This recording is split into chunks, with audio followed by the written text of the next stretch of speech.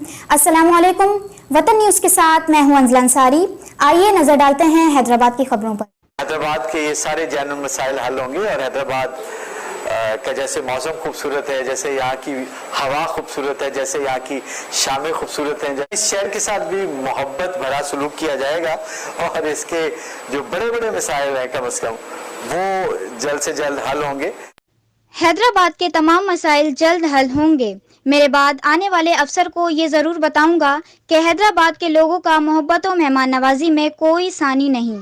इन ख्यालात का इज़हार additional IG Hyderabad doctor Jamil Ahmad ने अपने दफ्तर में सोशल मीडिया एक्टिविस्ट फोरम के अहदेदारान से मुलाकात में गुफ्तगू करते हुए किया। और यहाँ के लोगों को बेहतर क्वालिटी ऑफ लाइफ मिलेगी और हम तो यही कर सकते हैं कि जितना क्राइम को कंट्रोल कर सके, जितना लॉ एंड ऑर्डर को बेहतर से बेहतर मेंटेन कर सकें, ताकि यहाँ का जो बिजनेस क्लास है, जो बिजनेस पर्सन है, वो बेहतर से बेहतर माहौल में अपना बिजनेस कर सकें।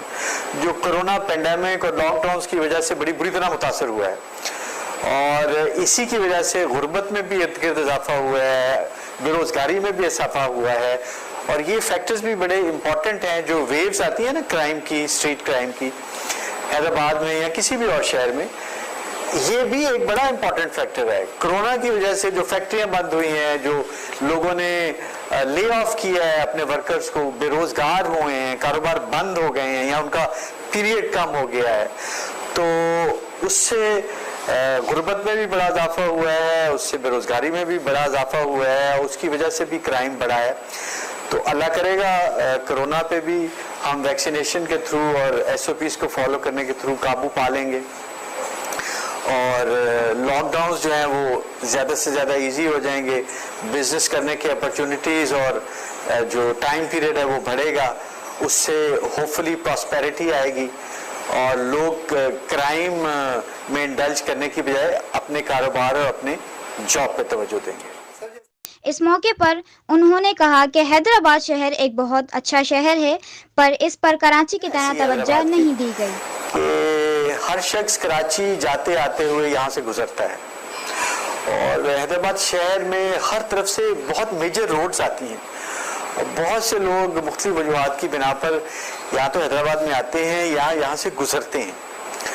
और जैसे मैंने सुना है कि 2010 के मेगा फ्लड के बाद बहुत से लोग अपर सिंध से इधर माइग्रेट भी करके आ गए और उसमें कुछ ऐसे ट्राइब्स के लोग भी थे जो क्राइम में निस्बतन ज़्यादा इन्वॉल्व होते हैं, जिसकी वजह से एक वक्त था जब यहाँ क्राइम बहुत ज़्यादा हुआ करता था और लोग इरफान बलोच साहब की अक्सर मिसाल देते हैं, जिक्र करते हैं कि उन्होंने फिर उस जो है क्राइम सिचुएशन पर अपने अंदाज में कंट्रोल किया था।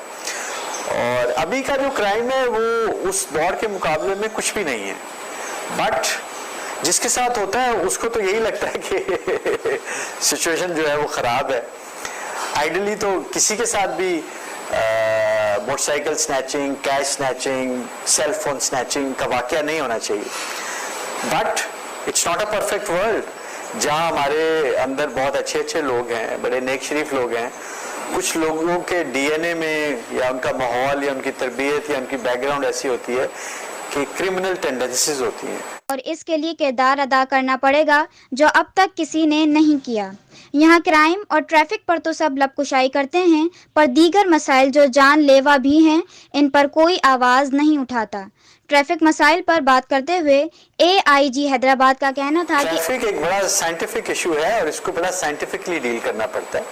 इसके लिए ट्रैफिक इंजीनियरिंग होती है, इसके लिए जो पॉपुलेशन है और जो ट्रैफिक का वॉल्यूम है उसको देख के underpasses, overpasses, parking places, parking plazas, traffic signals, traffic police और उनका मॉडर्न कम्युनिकेशन सेंटर, ये सब कुछ होता है जिसकी बुनियाद पर किसी भी शहर की जो ट्रैफिक है वो कंट्रोल की जाती है। लेकिन टेक्नोलॉजी के इस्तेमाल से, कैमरास के इस्तेमाल से और ट्रैफिक डिसिप्लिन को एम्ब्रेस करके उन्होंने बहुत बिजी जो बिजनेस डिस्ट्रिक्ट्स हैं वहाँ पर भी ट्रैफिक को एक मुनासिब रफ्तार से वो चलाने में कामयाब रहते हैं।